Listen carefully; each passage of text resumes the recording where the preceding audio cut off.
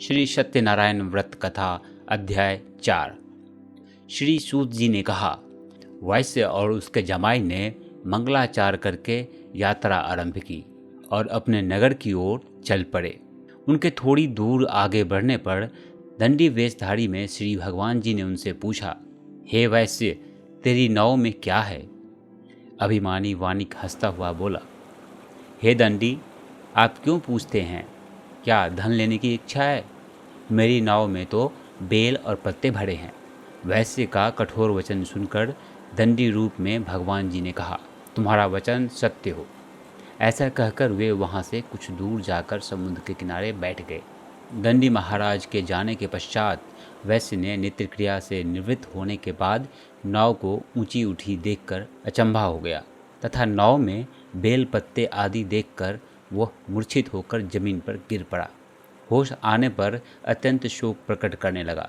तब उसके जामाता ने कहा, आप शोक न करें, यह दंडी महाराज का श्राप है, अतः उनकी शरण में चलना चाहिए, तभी हमारी मनोकामना पूरी होगी। जामाता के वचन सुनकर दंडी महाराज के पास पहुंचा और भक्ति भाव से प्रणाम करके बोला, मैंने जो आपसे असत्य वचन कहे थे उसके लिए मुझे क्षमा करें। ऐसा कहकर वैश्य रोने लगा।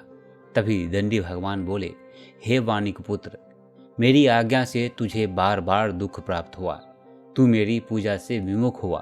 तब उसने कहा, हे भगवान, आपकी माया से ब्रह्मा आदि देवता भी आपके रूप को नहीं जान पाते, तब मैं अज्ञानी भला कैसे जान सकता हूँ? आप प्रसन्न होइए, मैं अपनी सामर्थ्य के अनुसार आपकी पूजा करूँगा। मेरी रक्षा कीजिए और पहले के समान मेरी नौका को धन से भर दीजिए। उसके भक्ति युक्त वचन सुनकर भगवान जी प्रसन्न हो गए और उसके इच्छानुसार वर देकर अंतर्ध्यान हो गए।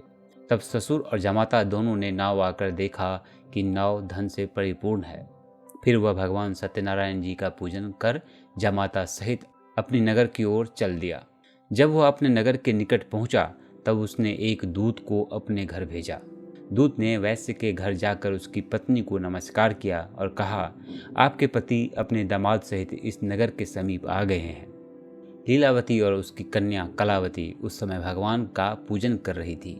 दूत का वचन सुनकर साधु की पत्नी ने बड़े हर्ष के साथ सत्यदेव का पूजन किया और अपनी पुत्री से कहा, मैं अपने पति के दर्शन को जाती हूँ, तू भी कार्य पूर्ण कर शीघ्र आना।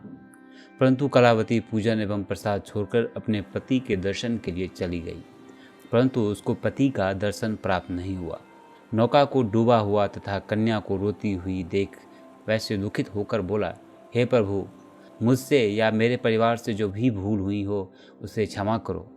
उसके दीन वचन सुनकर सत्यदेव भगवान प्रसन्न हो गए। आकाशवाणी हुई, हे वैश्य, तेरी कन्या प्रसाद छोड़कर आई है, इसका पति अदृश्य हुआ है। यदि वह घर जाकर प्रसाद खाकर लौटे तो इसका पति अवश्य मिलेगा। आकाशवाणी सुनकर कलावती घर पहुंचकर पूजन कर प्रसाद खाया और फिर आकर अपने पति के दर्शन किए। तत्पश्चात वैश्य ने वहीं बंधु बांधवों सहित सत्यदेव का विधि पूर्वक पूजन किया। वह इस लोक का सुख भोग कर अंत में स्वर्ग लोक को गया। श्री सत्यनारायण व्रत कथा अध्याय 4 समाप्त। बोलिए श्री सत्यनारायण भगवान की जय।